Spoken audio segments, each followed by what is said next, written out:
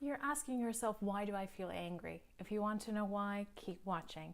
Hi, my name is Parissa. I'm a registered psychotherapist sharing with you my best tips on how to use your emotional intelligence to live a more content and joyful life.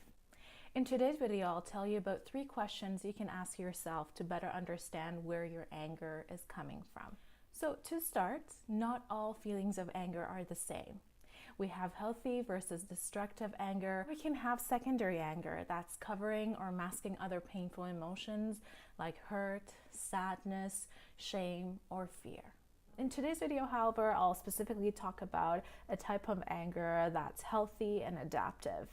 That being said, let's jump into it. So reason number 1 why you might be feeling angry is because you're seeing that your boundaries are being overstepped and violated by other people. Now, we all have been there where someone has said something that's offended us, made us feel upset or angry.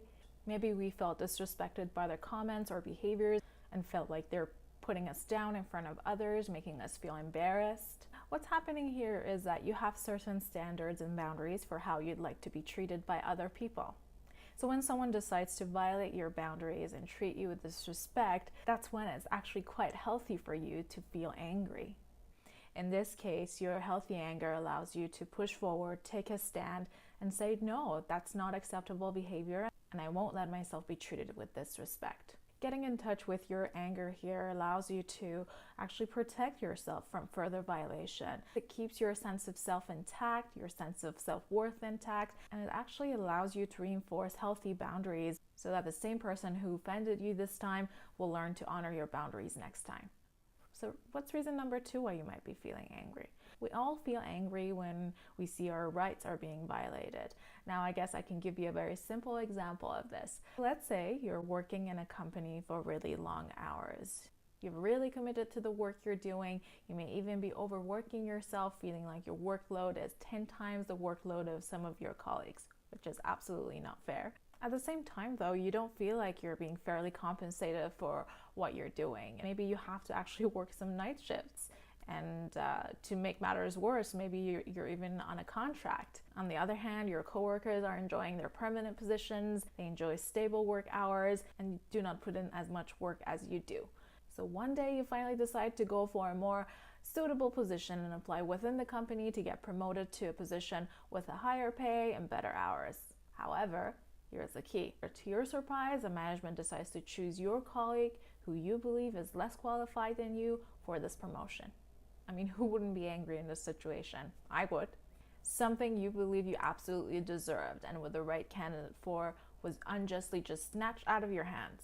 So this is another case where feeling angry is actually quite healthy, because your anger in this case is trying to tell you, listen, don't let people walk all over you. The anger here pushes you to take action. Maybe you decide to quit your job, maybe apply for another position in another company. Maybe even you decide to have a conversation with your boss and really ask important questions about where you stand in the company. And kind of saying, I feel like this whole process has been unfair and what do I need? And then expressing what you need from him or her to move forward in your position. Reason number 3 why you might be feeling angry is that we all get angry when our needs and wants are not being met. Have you ever been in a situation where your spouse has forgotten your anniversary or your birthday? Over the years, maybe you just felt that she or he doesn't care about you anymore. You felt like you're not as important to them anymore as you used to be in the past. Of course, if your spouse keeps neglecting your need to feel appreciated and valued, most probably you're going to feel some anger towards him or her. Maybe even you will hold some resentment there. This is very interesting because your anger may actually show up as complaining and the common nagging that we often see in relationships. Deep down under the anger here, there's some pain. There may be some hurt telling you about your unmet needs. I think this is the type of anger that often masks the hurt and the pain underneath. I want to invite you to reflect on your last episode of anger, and based on what we talked about today, what do you think triggered your anger that time? So I hope you found this information about anger helpful. If you did like the video, I'd be happy to know which part of this video resonated with you and your experience with anger. Let me know in the comments below. Of course, your feedback helps me to know what information you may find useful in future videos.